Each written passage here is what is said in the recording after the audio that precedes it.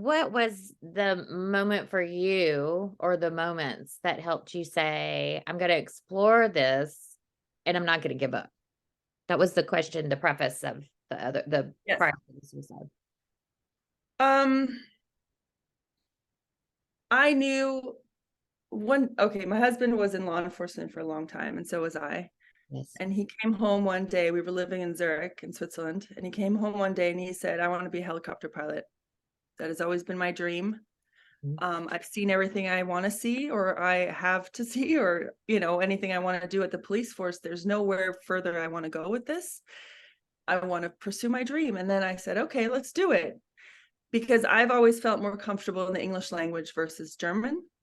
Ah, Never fully felt at home in Switzerland. It is my home, but it's not yes.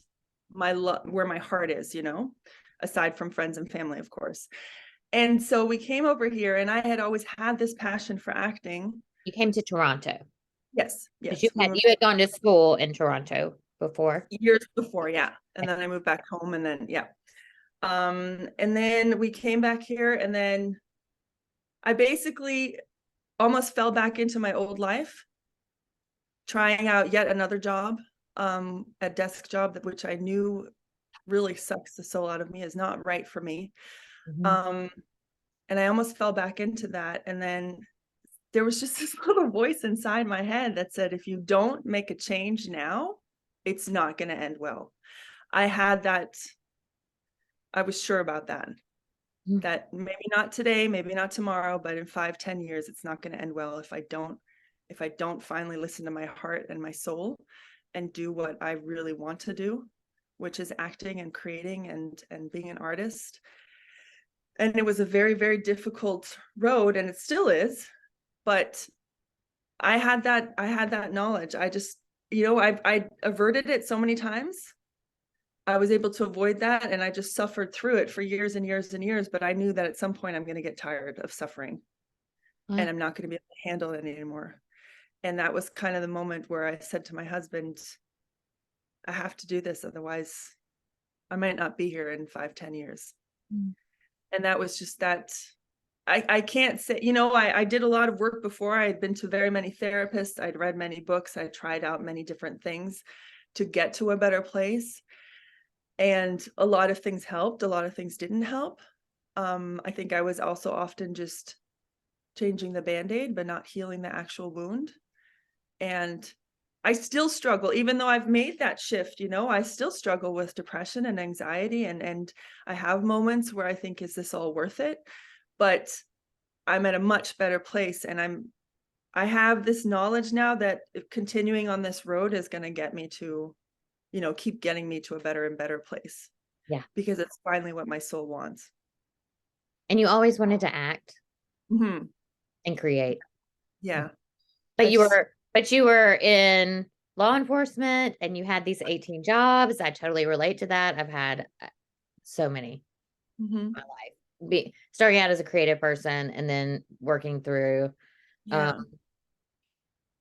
my next career, and now here I am, and I've had a lot of jobs since, going back to being creative too, trying to figure out those same things, and Yeah. do you do it and support yourself, and all of the things that you feel like you're supposed to do to be able to give yourself the opportunity to create. So that really struck a chord for me.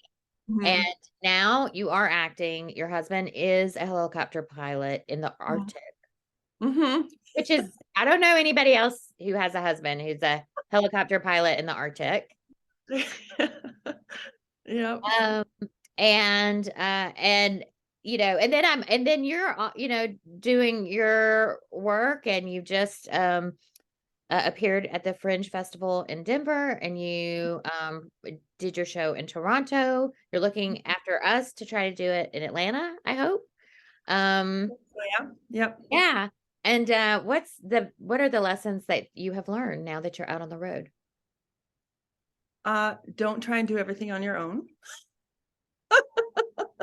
Very good one. I think it's because it's with I'm sure a lot of people have this, but you grow up thinking that you have to be able to handle it all on your own.